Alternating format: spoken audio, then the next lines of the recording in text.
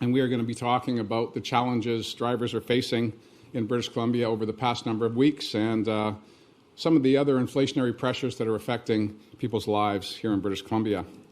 Today, if we go to fill up at the pumps, sometimes it feels like it's a bit of a hold-up. Prices are at unprecedented levels, and those prices at the pump are a direct result of Vladimir Putin's invasion of Ukraine. The challenges of disruptions in international markets and disruptions in commodity prices are unavoidable, not just here in British Columbia and in Canada, but indeed around the world. But British Columbians still need to move around. We have a robust transportation network, public transit in our major urban centres, but large parts of British Columbia depend on single occupancy vehicles to get around, as do businesses who depend on using fleets or vehicles to conduct their trade throughout BC.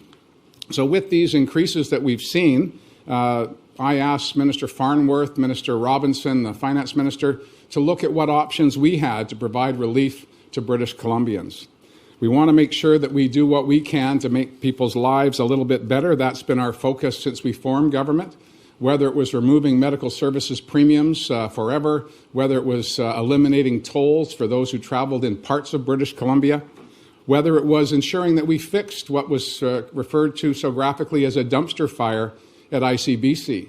The work at ICBC and the work of drivers across British Columbia have allowed us to provide 2 previous rebates to drivers, their money going back to them, and also, of course, because of the robust financial shape that the corporation is now in, we've been able to see a drastic decline in the cost of a policy.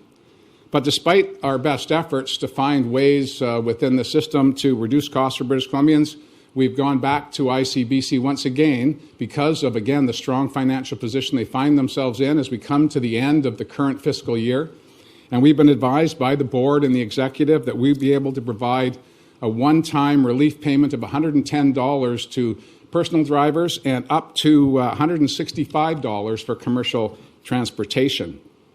These small contributions will be large for many people across British Columbia, and we're very grateful for the hard work at ICBC from the staff and from those policyholders who have reduced prangs, and we've also seen, of course, increased dollars through investments. Minister Farnworth can talk about the robust position of the corporation at this time. But we're confident that these one-time contributions of $110 to individuals and $165 to businesses are timely to help ease some of the pressure on pocketbooks when it comes to gas prices. This is, again, directly a result of international war in Europe that has disrupted supply chains and disrupted commodity prices. I've looked at other jurisdictions across the country. The only other provinces that have public auto insurance opportunities like this, Saskatchewan, Manitoba. Saskatchewan has taken advantage of that and provided a similar rebate to their drivers. Others have chosen to address taxation, and I've talked about this at some length, but I think the public needs to know that the amount of money that they pay in taxes at the pump is on the pump when you pull up. You know every time you fill up what portion is going to TransLink if you live in the Lower Mainland, what portion is going to BC Transit if you live outside of the Lower Mainland and in areas where public transit is provided. And you also know that the amount that we pay for carbon taxes here in British Columbia go right back to people and to businesses to drive down emissions by ensuring that we can do retrofit programs and other initiatives to make life more affordable and reduce our impact on the environment.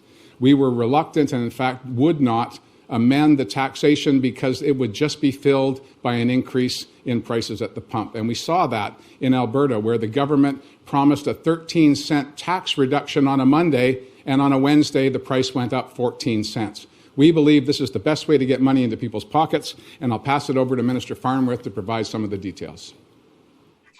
Thank you, Premier, and good morning, everyone. I'd like to begin by acknowledging that I'm joining you from Merritt on the lands of the Anglo-Kaplan people. It's been 2 years since the COVID-19 pandemic disrupted our lives. During that time, British Columbians have proven time and again how resilient they are. We've experienced the impacts of global supply chain issues and how here in BC we are affected by world events. The Russian invasion of Ukraine has resulted in an unprecedented increase in the price of gas and other day-to-day goods. today we're here to announce relief. Since May of 2021, ICBC's new enhanced care model of insurance has lowered premiums while ensuring better care.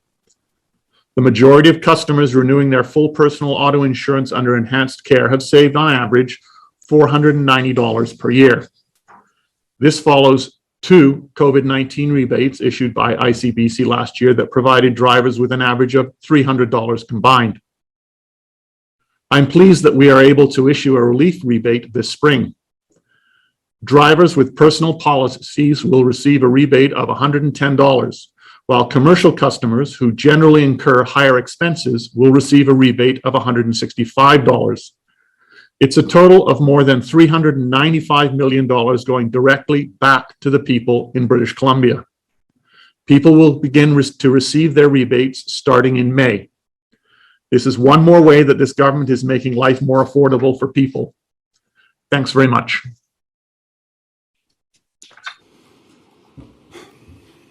Thank you. As a reminder to media on the phone line, please press *1 to enter the queue. You're limited to one question and one follow-up. First question today is from Rob Shaw, Check News.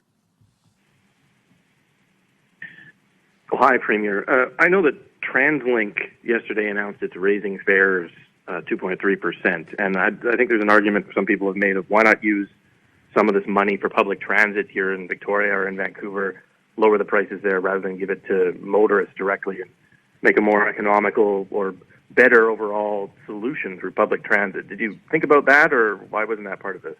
Well, we did look at the taxes at the pump, which is certainly, there are people in the community who feel that this would be a more appropriate way to act. But we've had advice from UBC economists and others who have advised us that a reduction in taxes at the pump would only be replaced by an increase in the commodity price. Similarly, we believe that TransLink and BC Transit are operating in the public interest. They need to manage their fleet. They need to manage their fare box to complement the work that, or the resources that they can get through gas taxes and any direct contributions from orders of government. That's how it's been operating. We believe that this is the best way forward to ensure that we're addressing challenges in areas where there is no access to public transit, which is a big chunk of real estate from outside of the Lower Mainland throughout most of northern and interior British Columbia. We had certainly heard loudly and clearly that there are many people who do not have the opportunity to avail themselves of a world-class transit system as we have in our metropolitan areas. So this, we felt, was the best way to ensure that we could protect those drivers and also those who would have inflationary pressures brought to bear as a result of Vladimir Putin's war in Europe. Rob, do you have a follow-up? Sure, thanks. I know your government has said in the past many times that the BC Liberals used ICBC like a piggy bank, taking profits out of it to spend on things when it was in a strong financial position, rather than letting the corporation use the money internally to prepare for the ups and downs of an insurance company. Are you not doing just the same thing here, using ICBC as a piggy bank to address a problem and taking money away from it?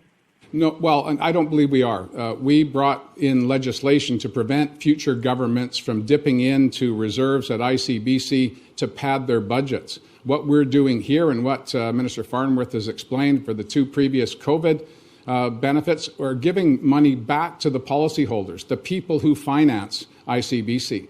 This is a rebate based on the robust position that the corporation is in, and that full marks to the executive and the management team as well as the board for transforming what was a dumpster fire, aptly called, into a corporation that is in a position to provide relief to the people who fund it, the policyholders. And perhaps Minister Farnworth can add to that, but this is apples and oranges comparisons. This is about giving the money back to the people who put it in the pot, not taking out of the pot to meet political needs within government. Please go ahead, Minister.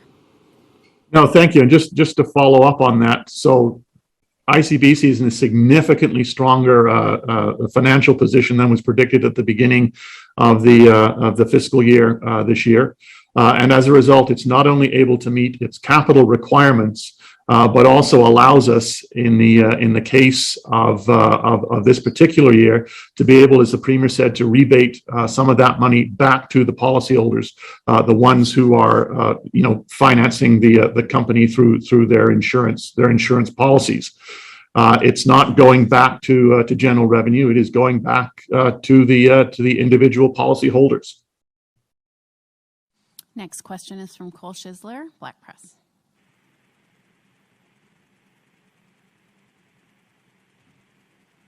Are you there, Cole? Okay. Sorry, hi, can you hear me now? Yeah. Yeah, thanks for taking my question. So at $110 for the average driver, depending on where you live, that's about a tank and a half of gas, maybe less. How far is this $110 really going to go to make life more affordable for British Columbia? Well, I think it's a significant contribution at a very difficult time for drivers as they look at the price at the pump. To know that there's relief on the way, I think is going to be positive news. I appreciate that government can't buffet or protect consumers from runaway prices other than using the tools that are at our disposal to reduce costs. And in this instance, we're able to provide an amount of money back to policyholders, to drivers, to help them along the way. I believe that it'll be welcomed. It is, again, by comparison to the move in Alberta, which won't take effect until April 1st, it was based on the price of the commodity, and it was going to be a direct tax reduction, which would work out to about $5 a week. So $110 in a one-time fund, or $5 a week as the Alberta situation is going to manifest itself, I think will be welcomed. Certainly in border communities where there's an opportunity to shop across the line. We want to, of course, keep people in British Columbia, but consumers are driven by price and the price point. They'll make those choices, those personal choices, and we'll leave them to do that. Cole, do you have a follow-up? Yeah. Sorry, I lost my question a bit there. If prices skyrocket further, if we go back to the over 220 mark at the pump, does the government have further measures that you can take, and can you shed light on what further measures might be at the government's disposal? Well, Cole, we're making an announcement today. We have capacity to make other announcements in the future, but we're monitoring inflationary pressures, not just at the pump, but across the economy, and we're always ready to step in if the need arises. But today's announcement stands on its own. It will assist businesses, it will assist drivers, and we have other tools at our disposal that we're looking at for other interventions as the spring unfolds and we get into the summer. We do not know what the consequences of Vladimir Putin's aggression in Ukraine, a war in Ukraine, will have on the global economy, the global marketplace. So all governments, not just British Columbia, and I think this is a caution for people who are tuning in right now and hearing me speak, that we are not out of the woods yet. We are in for a series of a time of instability here in British Columbia and in Canada and indeed around the world. And so we want to ensure that we're able to respond. The Minister of Finance looked at this very carefully through our processes. We didn't act swiftly, as some will argue. I'm sure I can almost read the Liberal press release now, but we acted prudently. We made sure that we waited till near the end of the fiscal year so that ICBC could have a clear picture of what their financial situation was. That's a responsible thing to do. I pride our government on our ability to be prudent, be focused, but also at the center of everything we do, have people in mind. So as the summer progresses, as the spring progresses into summer, if there are further inflationary pressures, we'll be working to try and find ways to reduce costs for people. Next question is from Yvonne Raymond, CTV, Vancouver Island.